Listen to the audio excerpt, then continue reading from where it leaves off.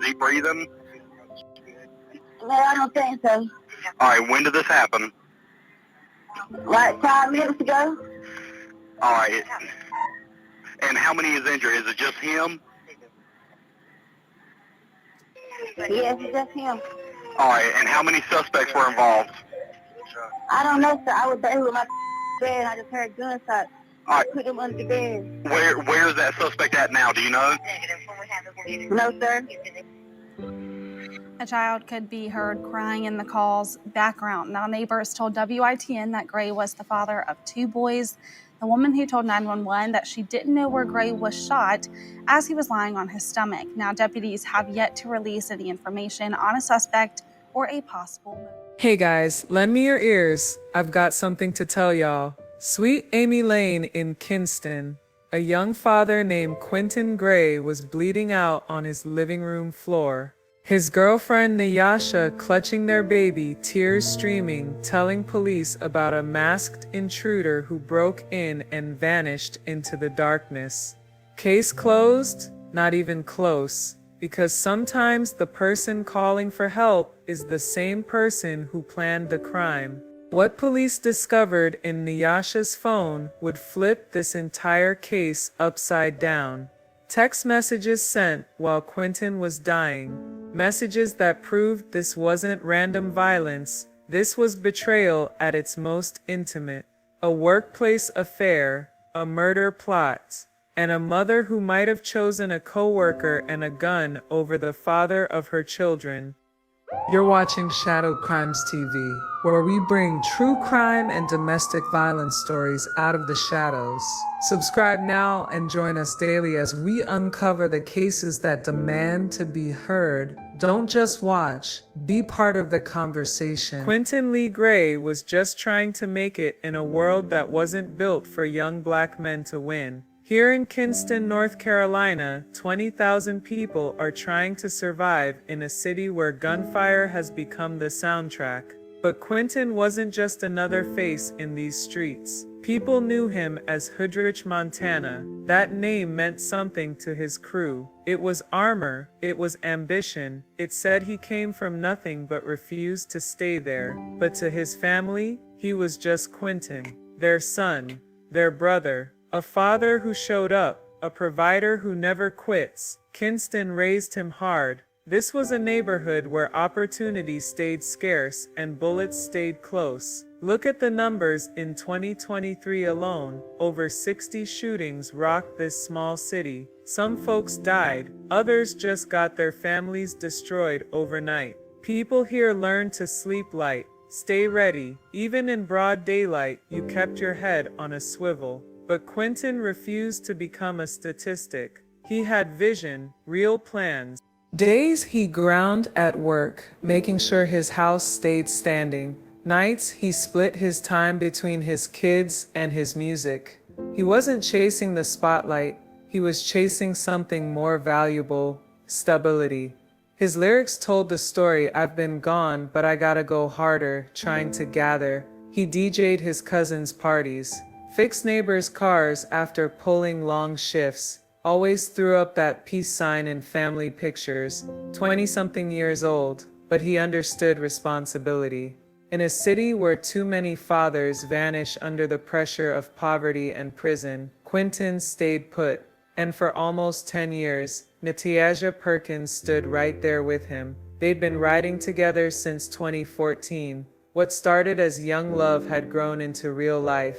Shared rent, shared kids, inside jokes only they understood, arguments at 2 a.m. and coffee together at sunrise. Their little brick house held everything that mattered. Holiday photos with everyone dressed to match. Birthday posts that made you believe forever was possible. Nyasha, mid-20s then, was grinding full-time while raising babies full-time. Folk called her sharp, called her determined, called her real. From where the world was watching, they looked unbreakable. The kind of couple you pull for. Nothing fancy, but they moved like one person. They were locked in, but every house has secrets behind closed doors. Money stayed short. Quinton's late nights started sparking fights. Nyasha felt like she was holding everything together by herself, carrying weight that should have been split down the middle. Quinton's crew would laugh and say, "Don't get on Nyasha's bad side," but that wasn't anything new. Every couple in Kinston was fighting the same battles, same broke, same stress, same pressure, so they kept pushing, kept posting those smiling pictures on Facebook, kept throwing birthday parties, kept raising their babies. But something shifted on December 8th.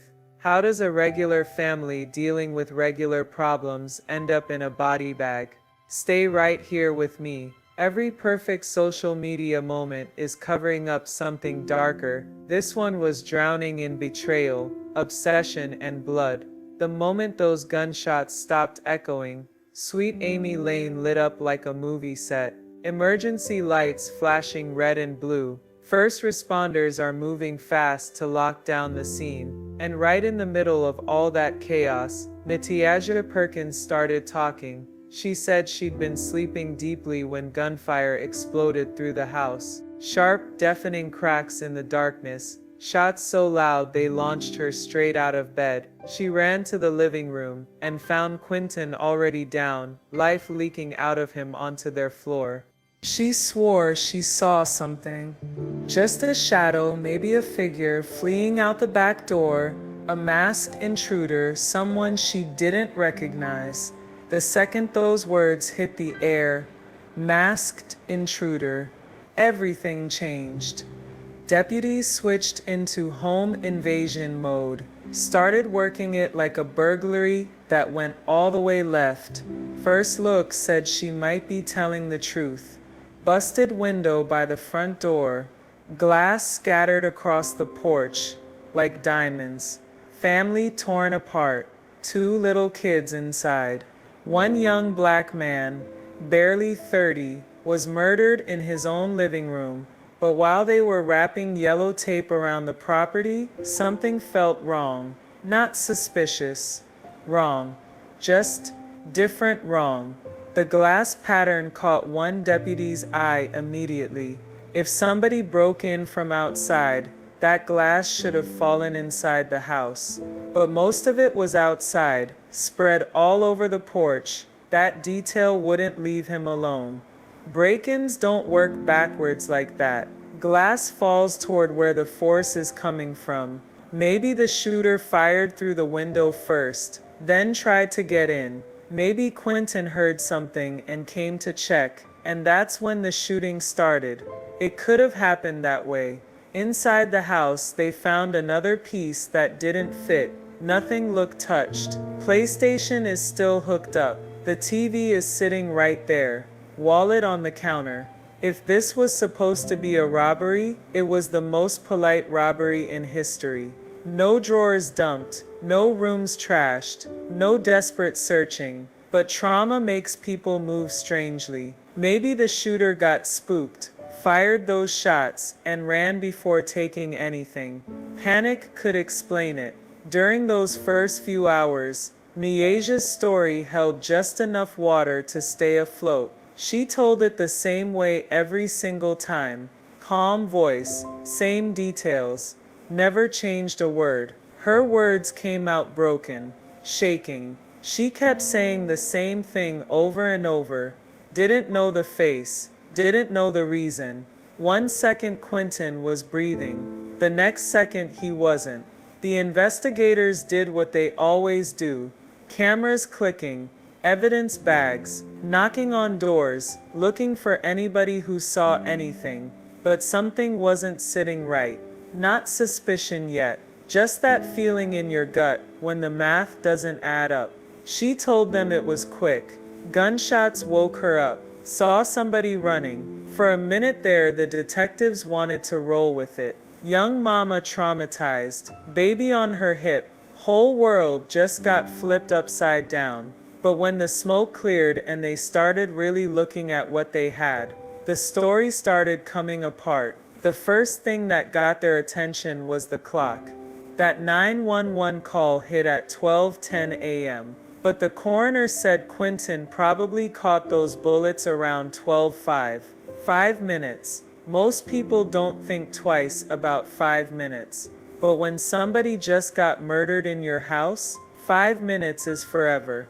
They pressed her on the question, why the wait? Nyasha said shock got her, said she was checking on Quinton, trying to make sense of what just went down, said her brain couldn't even process it at first. Here's the thing though, when somebody kicks in your door and starts shooting, you don't think, you scream. You dial, you get help now. You don't stand there for 5 whole minutes, trying to process nothing. The detectives didn't come at her hard. Not yet, but they wrote it down, filed it away, started building a list. Then there was Nyasha herself. After she gave her statement at the house, they brought her down to the station, somewhere quiet where they could really talk.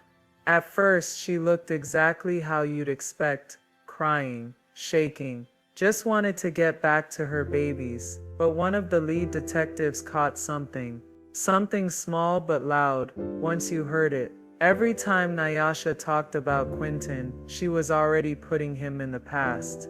He was tired after work. He used to sit there and watch TV. He didn't like the back door open. Little things could be nothing, but it was too clean, too consistent.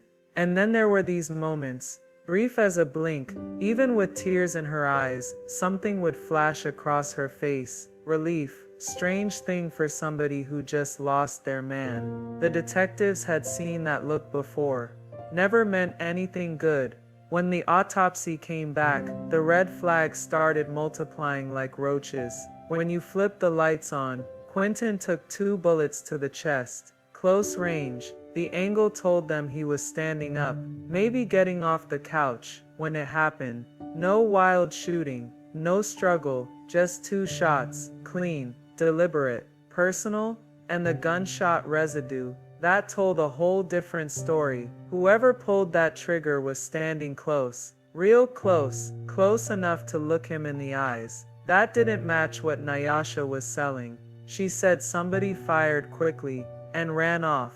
This felt like somebody took their time. Somebody who wanted to make sure the job got done. Still wasn't enough to make an arrest. But piece by piece, the puzzle was changing shape. The timing, the window, the way she acted, the forensics. Everything was whispering the same thing. This wasn't a robbery gone wrong. This was something else entirely. The detectives didn't know what that something was yet, but they were about to grab a loose thread that would make the whole thing unravel. While they were going through everything again, the timeline, the statements, all that physical evidence, one name kept floating to the top like oil on water. Calvin Coley, 29 years old, lived over in Goldsboro. Clean record, just your average dude. Polite, kept to himself. Showed up to work every day at the same warehouse where Nyasha clocked in. By itself, that wouldn't mean anything. A lot of people work at that warehouse, but then the investigators remembered something Nyasha said in that first interview. Easy to miss if you weren't paying attention. She said maybe Quinton recognized whoever shot him. Said she thought she heard him say a name right before he went down. She wasn't sure, said it was all garbled and hard to make out. But maybe, just maybe, she heard him say Cal. At the time, the detectives figured it was just trauma talking. Man dying, can't breathe, making sounds that don't mean anything. But now, with Calvin's name sitting right there in front of them, they started paying attention. Man fighting for his last breath, making sounds that don't mean anything. But now Calvin's name was right there staring them in the face. Time to dig deeper. They pulled Nyasha's phone records, started scrolling through her social media. That's when everything started clicking together like puzzle pieces. Nyasha and Calvin weren't just coworkers punching the same clock. They were tight. Real tight company picnic photos. There they are, tagged together, all smiles. Lunch break group shots, side by side. One coworker they interviewed on the low told them straight up Nyasha's everybody at that warehouse knew those two had something going on. Started innocent enough, Just workplace talk, you know how it goes. But underneath all that laughing and joking, something else was growing. Those long shifts on that warehouse floor got monotonous. Stacking boxes, moving inventory, same thing every damn day. That's when Nyasha started opening up to Calvin, complaining about work, stress at home. Quinton, how she felt invisible, unappreciated, and Calvin, he was right there with open ears, laughing at her jokes, sharing his snacks. I walked her to her car when the shift ended. One coworker said she figured it was just harmless flirting at first, but looking back, there was something different in how Calvin looked at her. Like he wasn't just listening to her vent, like he was memorizing every word about her pain. When the investigators dug into their phone activity, they found what they were looking for: calls, text messages, late-night conversations, way more than coworkers should be having. Now, let me circle back to something about Calvin. Earlier, I said no criminal record. What I meant was no criminal record in Lenoir County. Over in Goldsboro, that was a whole different story. Dude had been in trouble before, multiple times. The big one happened in 2020 Teching. He and a relative were caught attempted murder charges for shooting up 4 people in a trailer. 4 years later, here he was in Lenoir County. Probably just got out. Maybe Nyasha knew about his past. Maybe she figured he was the right person for what she had in mind. He damn sure wasn't new to guns and violence. But hold up. Being friends ain't illegal. Giving somebody emotional support doesn't make you a killer. Still, for the detectives, every piece was pointing in the same direction. Nyasha Perkins, Calvin Coley. They weren't ready to slap cuffs on nobody yet, but they were ready to watch. Listen, pull phone logs, track where people went, check deleted messages. These days you can try to hide your motives all you want, but your digital footprints, those tell the whole story. And when the detectives got their hands on Nyasha's phone records, that's exactly what happened. A digital trail that didn't just ask questions, it gave answers. December 8th, the night Quinton got murdered. Nyasha's story was that she was asleep. Gunshots woke her up. The masked man came and went so fast she couldn't even blink. But her phone was telling a completely different story. 11:50 p.m. Text message from Nyasha's phone to Calvin. Are you awake? 10 minutes before Quinton was supposed to die. 12 a.m. Another message. I'm ready. Sent, delivered. Read. Then at 12:14 a.m., while Nyasha was still on that 911 call, crying and gasping and reporting a break in one more when did this text, happen? slipped out of her phone. Sent to Calvin. One word. Alright. Done.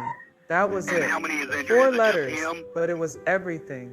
Enough to blow up that whole home invasion story. Alright, and how many Enough to suspects were prove what involved? the detectives had been thinking all along.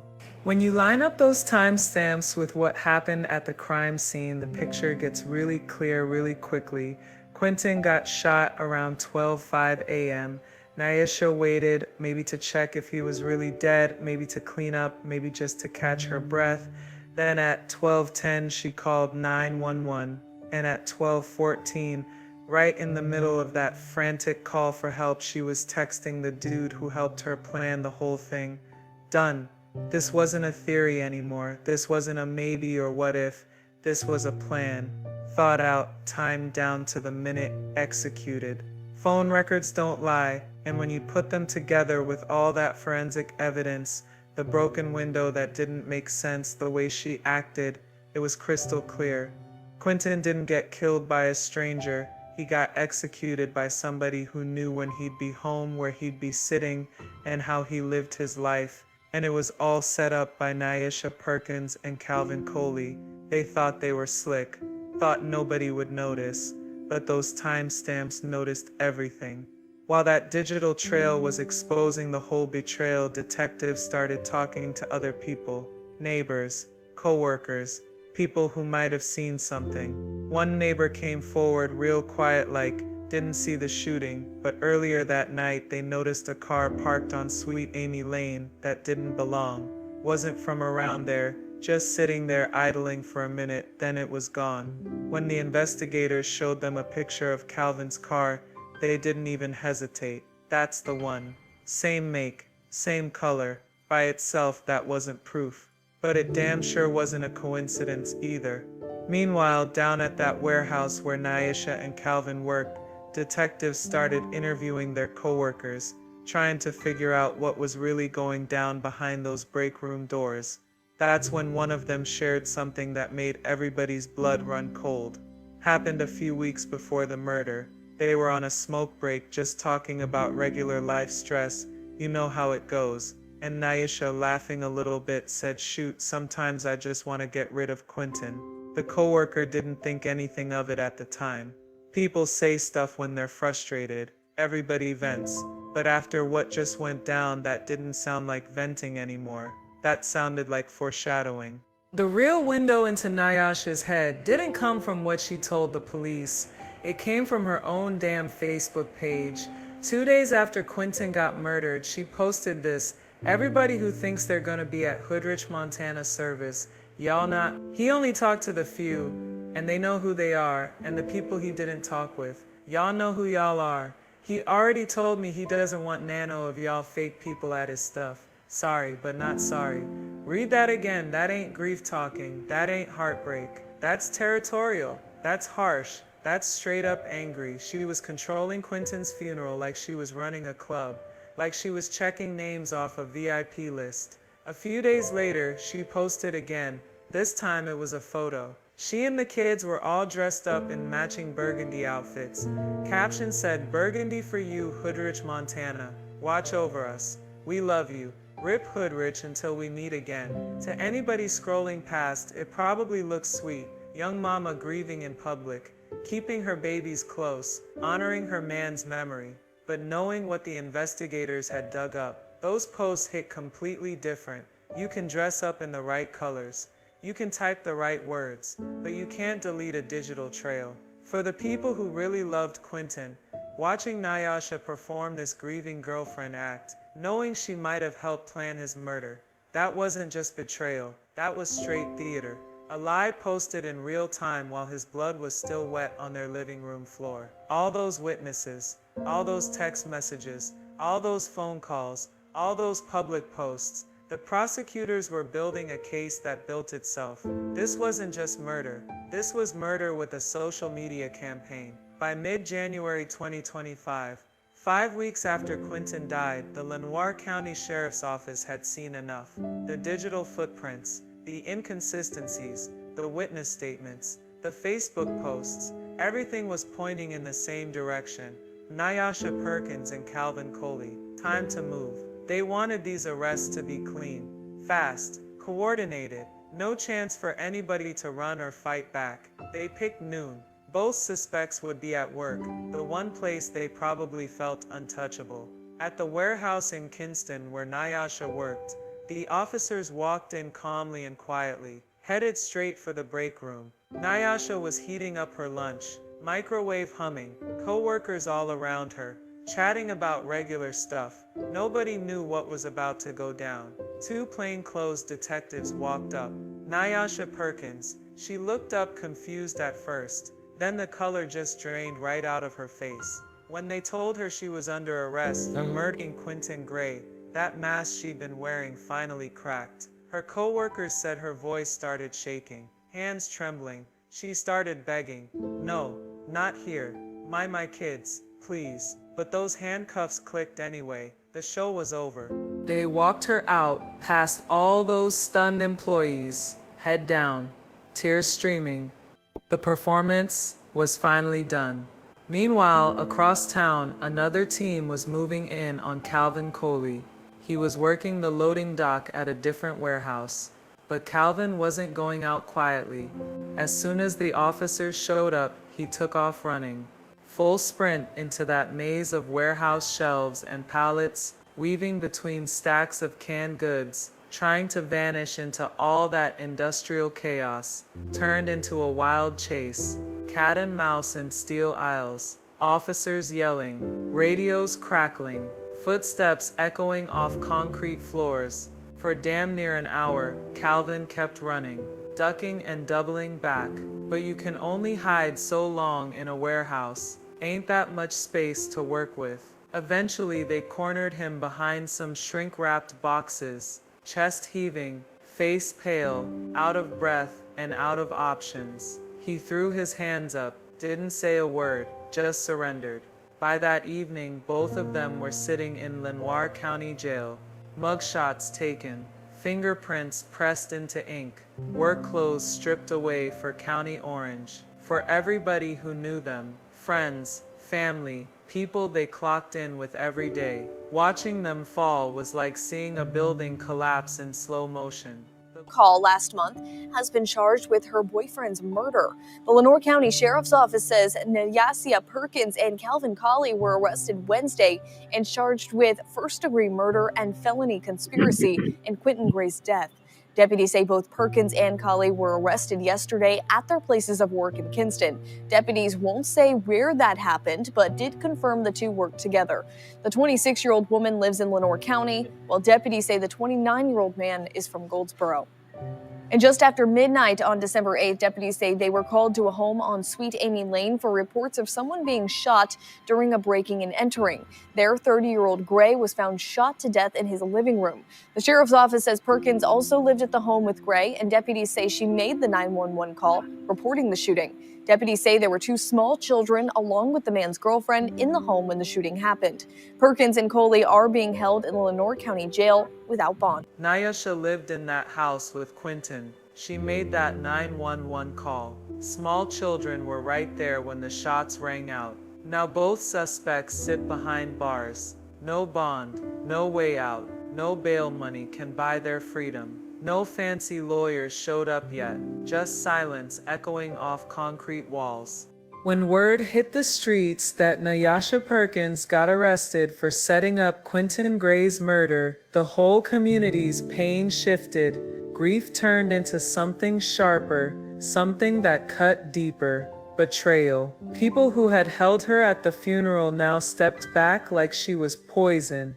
Quinton's family still hurting, still trying to make sense of losing him, couldn't wrap their heads around it. The mother of his babies, the woman who shared his bed, his bills, his dreams. She wasn't just mixed up in the crime, she was allegedly the mastermind behind it. How do you stand at someone's funeral, one relative said, and cry if you help put them in that casket?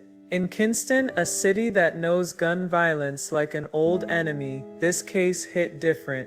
This wasn't some random shooting, wasn't street beef or drug deals gone wrong. This was personal, quiet, planned out, close to home. January 15, 2025. The law came down on Nyasha Perkins and Calvin Coley like a hammer. Prosecutors didn't play around. First-degree murder, felony conspiracy to commit murder. The heaviest charges North Carolina's got in the book. These weren't heat-of-the-moment charges, they were cold, calculated. Just like the murder itself, prosecutors made it crystal clear this was premeditated, a planned execution. Not just the killing of a man, but the destruction of everything he trusted. His home, his safety, his family structure. First-degree murder in North Carolina doesn't leave room for negotiations. Life without parole, or death.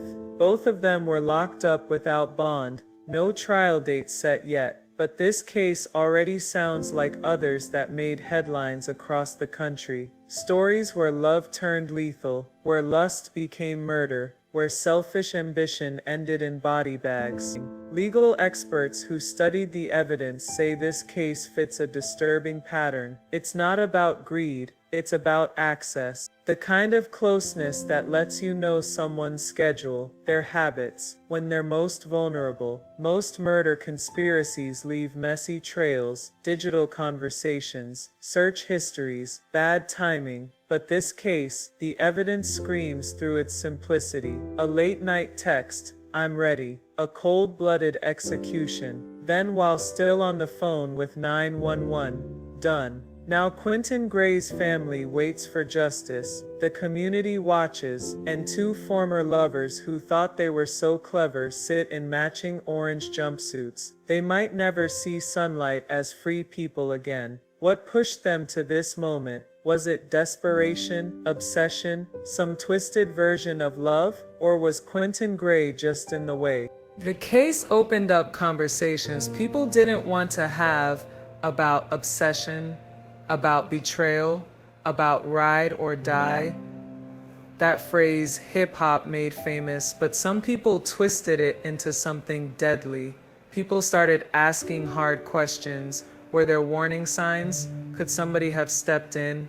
Maybe it was that joke Nyasha made at work. Maybe it was how distant her social media posts got. Maybe it was the pressure crushing a struggling relationship. But hindsight's a cruel teacher. It shows you everything after it's too late to change anything. The legal machine keeps turning. Both Nyasha Perkins and Calvin Coley got arraigned. Pre-trial motions coming next. Eventually, a trial date. They're staring down life sentences. Or worse, the evidence against them isn't just strong, it's devastating. Meanwhile, Quinton's family wants more than courtroom justice. They want his name honored. His children are taken care of. They want other families suffering in silence to recognize the warning signs before love turns lethal. In Lenoir County, this case became bigger than one murder. It became a wake-up call. As the community keeps grieving and bracing for the courtroom drama ahead, one truth cuts through everything else. Sometimes the most dangerous place you can be is right next to the person you trust most. This wasn't just a crime story. This was the story of what happens when masks fall off, when loyalty becomes a weapon, when your partner becomes your predator. For everyone watching this case, whether in Kinston or anywhere else in America, there's a message you can't ignore. In Lenoir County and beyond, this case stands as a brutal reminder. The worst violence often comes from the most intimate betrayals. Thanks for watching. Drop your thoughts in the comments. Don't forget to hit that like button, subscribe, and turn on notifications. We bring you true crime stories daily, cases you know and ones you don't. Stay with us as we shine a light on shadowed stories that need to be heard.